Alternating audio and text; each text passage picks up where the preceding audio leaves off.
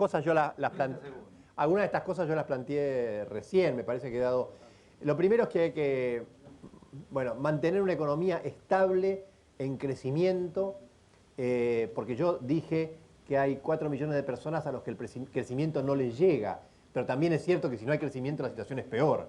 O sea, obviamente hay una cantidad importante de, gente, de esa gente que tiene algo, les ha aumentado la posibilidad del empleo, etcétera, etcétera, pero lo que pasa es, bueno, sucede lo que yo venía comentando. Yo no creo en este tema en una salida mágica, Tato.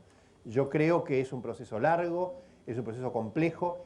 La propuesta de Duhalde sobre el tema de la propiedad de la tierra es un tema bien importante, porque hay estudios, la Universidad de Itela ha hecho un estudio muy importante hace unos años, donde demuestra claramente que la propiedad de la tierra modifica muchísimo la actitud de la gente frente a la vida. Es un caso interesante, voy a invertir un minuto de los 5 que me diste en contar esto.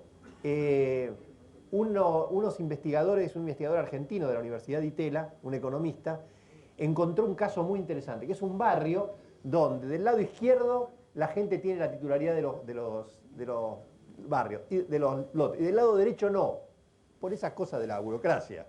Entonces el tipo se puso a estudiar qué pasaba de un lado y del otro.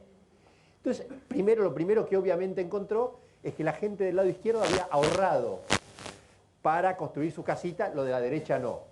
Habían ahorrado y tenían mejores niveles de salud, tenían los chicos, habían conseguido que los chicos fueran a mejores escuelas, tenían mejores niveles de organización social, habían conseguido una salita y una escuela que estaban al fondo de los del lado izquierdo porque tenían mejores niveles de organización social y sobre todo la gente se sentía más digna, se sentía con más ganas de pelear por sus derechos que los que estaban del lado que no tenían los lotes. Entonces, de las cosas que se pueden hacer para superar la pobreza, hay algunas que son muy espectaculares y otras que son más de largo plazo. Y esta de la propiedad de la tierra es una decisión que genera conductas muy importantes en la gente, ¿no? Bueno, hay cosas que vos ya has dicho, pero de cualquier manera las preguntas así que las podés profundizar, ¿no?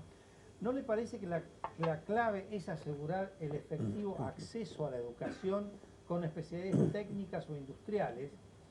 Y otra que dice, después de la recuperación económica, ¿cómo se implementa la recuperación social para revertir la violencia y las adicciones? Bueno, yo algunas cosas dije sobre esto. Con respecto al tema de la educación, a mí me parece que de lo que se trata es de un enorme esfuerzo de redistribución. Hay que mirar la sociedad desde el punto de vista de la redistribución y poner todo el dinero adicional que se pueda poner en los pobres. Cuando a principio de año empiezan las clases, todos los años vemos las escuelas a las que el techo agujereado, a las que nos tienen gas, etcétera, etcétera. Fíjense ustedes dónde están esas escuelas, ¿no?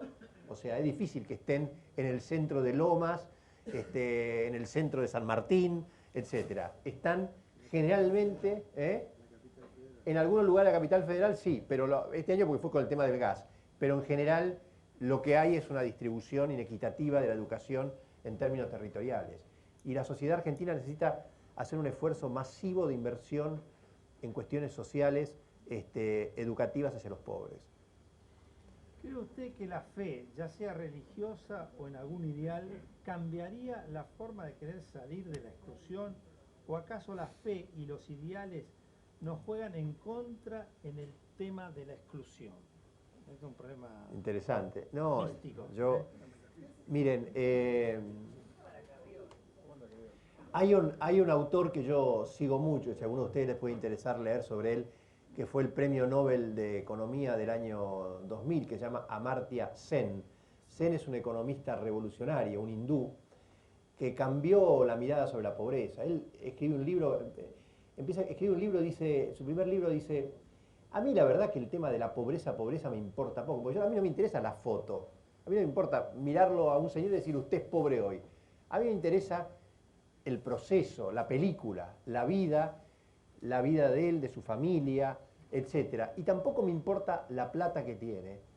Me importa, además de la plata, la capacidad que él tiene, las posibilidades que él tiene esto de elegir o no elegir, de tener autoestima, él dice, él es un hindú que viene de una familia pobre, y dice, solo un pobre sabe lo terrible que es saberse pobre cuando uno va a buscar trabajo.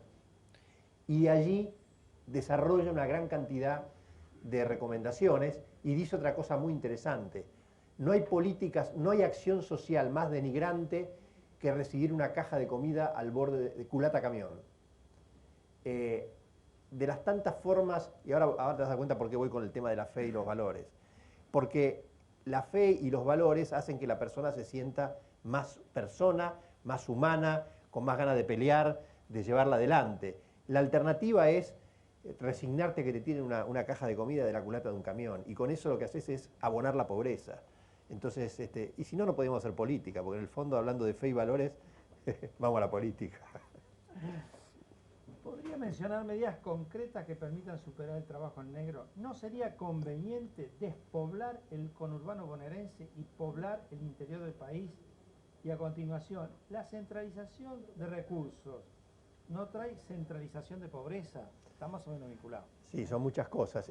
A mí no me gusta, francamente, el tema de despoblar y poblar, porque me hace acordar a Bussi cuando subía a la gente a los camiones en Catamarca y los llevaba, en Tucumán, y los llevaba a la frontera con Catamarca. Esos son procesos más largos. Yo no creo que uno pueda tomar la decisión. Creo sí que el trabajo en negro, bueno, yo ya lo expliqué, digamos, me parece que acá es un tema muy complicado, no es solamente un problema de controles, es un problema de que haya espacios de trabajo donde la gente pueda trabajar, y porque la empresita, el tallercito, etcétera, gana bien, el tipo pueda también tener un salario bien y en blanco, en blanco. Yo creo que, digamos, que ese tema es central. Y otra cuestión que no es menor, es que el tema del trabajo en negro, y yo lo debo decir con respeto y el mucho afecto que tengo por tantos compañeros del sindicalismo, digamos, tantos compañeros de la CGT y demás, no forma parte del discurso de los compañeros del trabajo formal. Nuestros dirigentes sindicales representan a los trabajadores formales, a los que están registrados. Y hay que ocuparse, una parte de la redistribución es que los que están formales se ocupen de los informales, y que hay que trabajar políticamente para que se desarrollen estrategias de trabajo como las que yo he propuesto, u otras, pero ocupándose del hermano desempleado o del hermano empleado informal, porque es un problema dramático del cual es muy difícil salir, ¿no?